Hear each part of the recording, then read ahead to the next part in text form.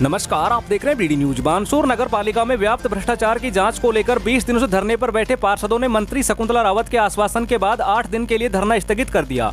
मंत्री शकुंतला रावत ने पार्षदों को आश्वस्त किया है, आपकी सभी मांगों पर गौर किया जाएगा, यदि जांच के बाद भ्रष्टाचार साबित हुआ तो कार्रवाई की जाएगी। वहीं पार्षदों की ओर से बोलते हुए वाइस चेयरमैन बनवारी लाल सैनी ने बताया, हमें मंत्री शकुंतला रावत ने आश्वासन दिया है, जल्द ही साधारण सभा की बैठक बुलाई जाएगी और उसमें सभी 8 बिंदुओं पर चर्चा की जाएगी, जांच करवाई जाएगी, दोष सिद्ध होने पर दोषियों के विरुद्ध कार्रवाई की जाएगी, किसी को बख्शा नहीं जाएगा। उन्होंने बताया, आगामी 17 अप्रैल 2023 सोमवार तक हमारी मांगे पूरी नहीं हुई तो धरना दोबारा शुरू किया जाएगा।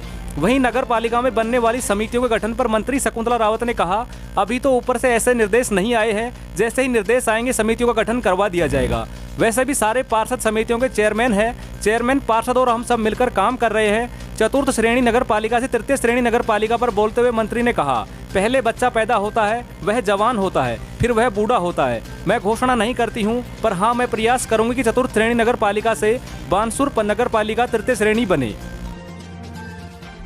बानसूर नगर पालिका में 20 रोज से लगातार पार्षदों का धरना जारी रहा। अब इन पार्षदों ने के सामने उद्योग मंत्री शकुंतला रावत जी हमारे नगर पालिका के बीच पधारी और सबको विश्वास जताया। उस विश्वास के ऊपर सभी पार्षद उसकी सहमत में आ गए और उन्होंने ये कहा कि मैं 1 हफ्ते के बाद में मीटिंग लूँगी। मीटिंग में आपका सारा जो भी लेखा जोखा जो भी है वो आपको पूरे खोल के मैं बताऊंगी। हमने प्रस्ताव ये रखा कि मैडम, हमारा ये समस्या हल नहीं हुई तो 1 हफ्ते के अंदर फिर बाद में धरना जारी रहेगा। हमें किसी हल में भी नहीं मानेंगे, फिर भी यहाँ फर्श बिछा के बैठेंगे।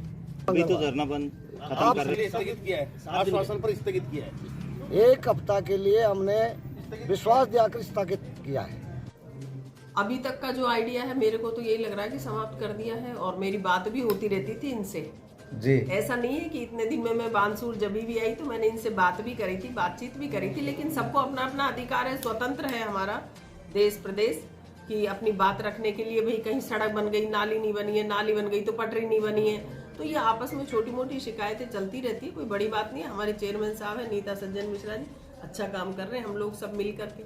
नहीं मैडम, पार्षदों ने भ्रष्टाचार का आरोप लगाया है नगर पालिका प्रशासन के ऊपर, तो क्या इसकी जांच होगी?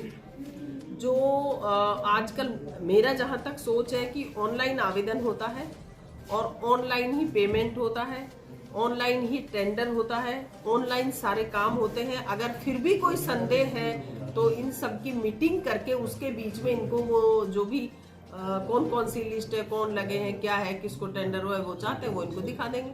नगर पालिका में बनने वाली समितियों का गठन कब तक होगा मैडम? अब ये कह रहे हैं कि भाई समितियों का बनने का अभी कोई प्रावधान ऊपर से निर्देशित आया नहीं है, जैसे निर्देश अगर ऊपर से आएगा तो बना देंगे। समितियों में कौन सी बड़ी बात है, ये सारी समिति है, सारे चेयरमैन के बराबर है काम, कौन सा नहीं, पार्षद सब एक है। मैडम, जैसे कि जो डी श्रेणी की जो नगर पालिका है बानसूर, तो इसमें प्रस्ताव भी भिजवा दिया गया है, तो ये सी ग्रेड की नगर पालिका कब तक बनने की संभावना है? अभी ऐसे में इस तरीके से घोषणा तो नहीं कर सकती, क्योंकि 70 साल में तो बानसूर में नगर पालिका ही नहीं थी।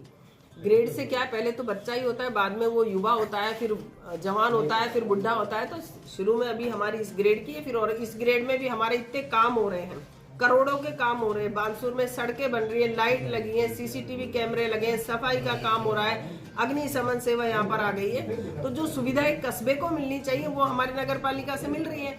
फिर भी हम इसको आगे बढ़ाने का मेरा प्रयास है।